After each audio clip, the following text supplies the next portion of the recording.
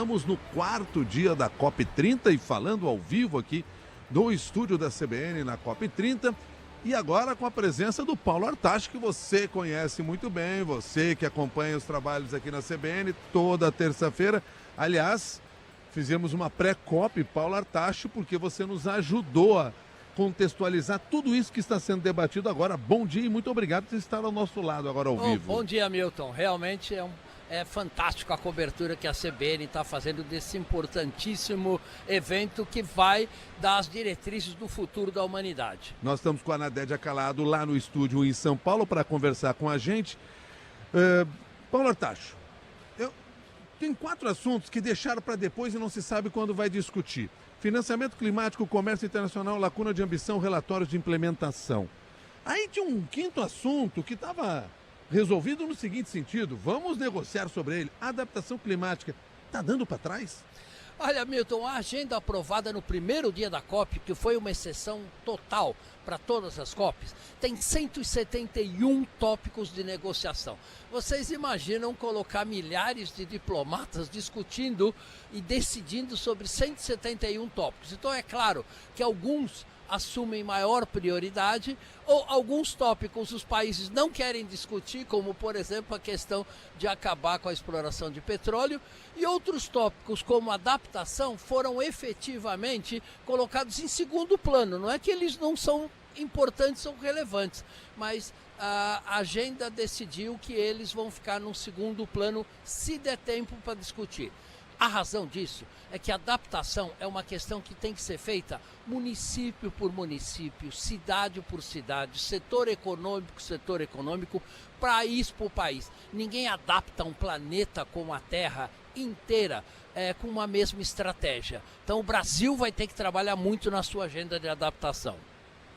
Artacho, a gente viu que COPs anteriores terminaram decepcionando as pessoas que estudam o assunto porque não se conseguiu os avanços necessários, considerados necessários. Temos indícios de evolução nessa COP ante COPs anteriores ou é cedo para dizer? Olha, Nadéja, na verdade a COP, na minha opinião, está indo muito bem. O fato de não ter ficado 3 ou 4 dias só para decidir a agenda da reunião e a agenda ser decidida rapidamente, logo no primeiro dia, é um bom indício de que os países talvez estejam menos propensos a ficar enrolando as questões mais críticas. Então isso é um ponto importante. Agora, veja, você imaginar que em 2 semanas você vai resolver um problema da magnitude das mudanças climáticas globais envolvendo 192 países é uma tarefa muito difícil. Então, não é questão de ser a COP ser um fracasso ou ser um sucesso. É simplesmente a tarefa mais difícil e importante que o planeta vai ter que resolver ao longo das próximas 4 ou 5 décadas. Então, por isso, essa dificuldade que você mencionou. Um dos temas que foram deixados para depois, ou está se tentando fazer algum tipo de consenso para poder avançar, é o do financiamento climático. Isso. Agora, todo dia aqui na COP, eu ouço alguém lançando um plano, apresentando dinheiro para algum fundo ou para algum outro projeto.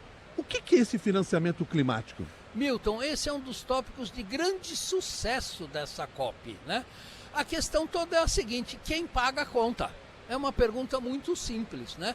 Isto vai custar centenas de trilhões de dólares e a questão é de onde vão sair esses recursos. O Brasil se adiantou bastante com o ministro Haddad costurando o Fundo Florestas para Sempre de proteção de florestas tropicais.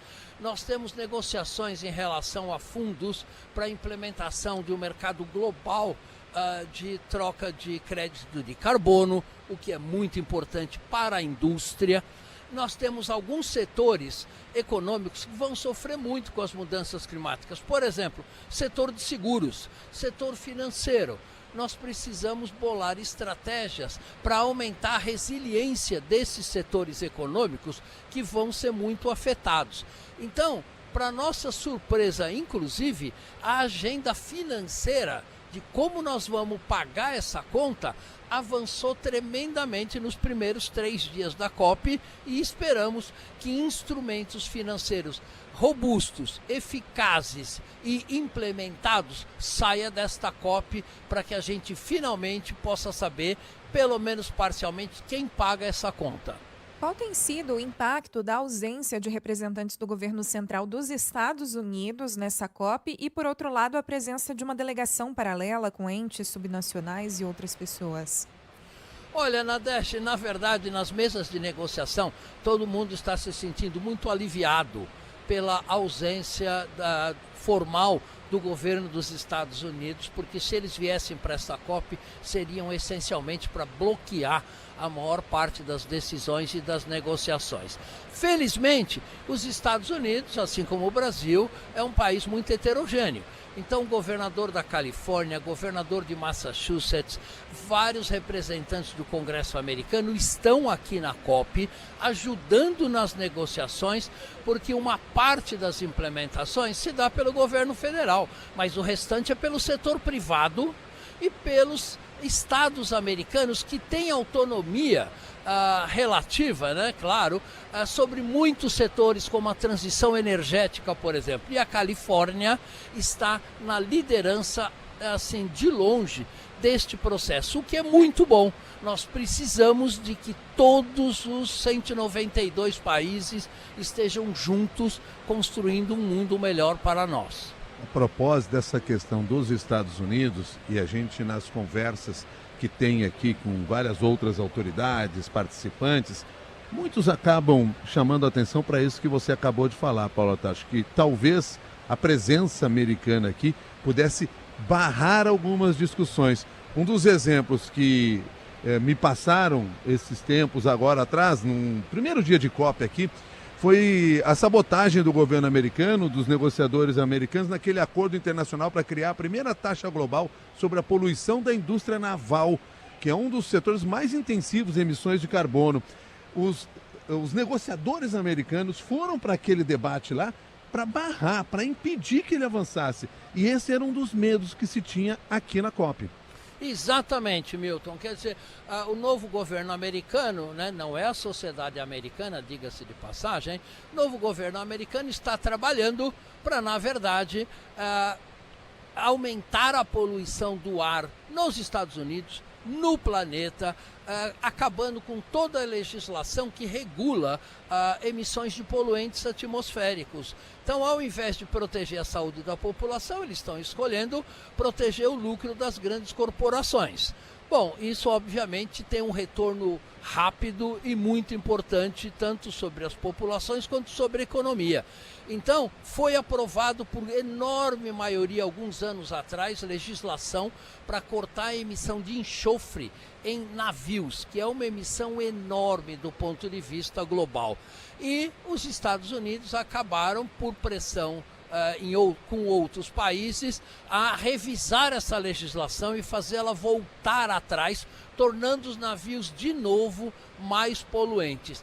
É uma pena que a gente possa ter a maior economia do planeta lutando contra a humanidade como um todo, mas é a realidade que nós temos hoje. Só um comentário final seu. Hoje, mais cedo, trouxe aqui a informação do relatório Global Carbon Project, que foi divulgado hoje, mostrando que as emissões globais de gases de efeito estufa vão bater um recorde em 2025, chegando a 38,1 bilhões de toneladas de dióxido de carbono emitidas. Exato.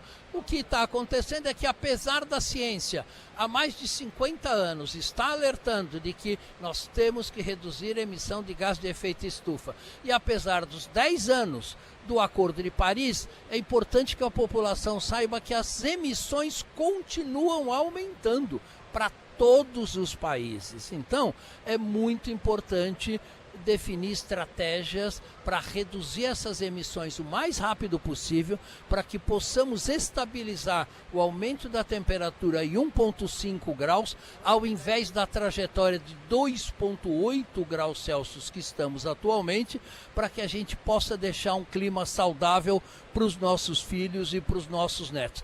Essa é o tema principal dessa COP30 e vamos todos trabalhar para que isso se torne realidade. Paulo Artacho, muito obrigado pela gentileza de estar conosco no estúdio aqui da CBN, e boas conversas a partir de agora, boas negociações e trocas de informações. Eu que agradeço, Milton. Paulo Artacho está com a gente aqui. Paulo Artacho já está com a gente há muito tempo aqui, mas hoje ao vivo no estúdio da CBN aqui na COP30 916.